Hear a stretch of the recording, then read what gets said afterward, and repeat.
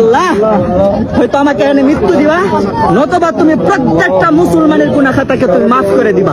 আবার গিলাফাত ধরে বলতেছি, আল্লাহ তুমি প্রত্যেকটা মানুষকে হেফাজত করো। আল্লাহ যারা দোয়া চেয়েছে তুমি প্রত্যেকের মানুষের মনের মাকাসাদা হাসানা তুমি কবুল আর মঞ্জুর করে নাও। ইয়া আল্লাহ তোমার ঘর কাবার ঘরে খিলাফত ধরে বলতেছি, আল্লাহ তুমি একটা মানুষকে তুমি মৃত্যু দিও না, যতক্ষণ পর্যন্ত তোমার ঘরে এবং তোমার বন্ধুর ঘর পর্যন্ত সে আয়সা সালাম টুকু না জানাইতে পারছে। আল্লাহ আমি জানি আমার হজ কবুল করতেন আল্লাহ, তবে আমার বিশ্বাস এইখানে আল্লাহ একজন ব্যক্তি আসছে, তার হজ তুমি কবুল করবে আল্লাহ।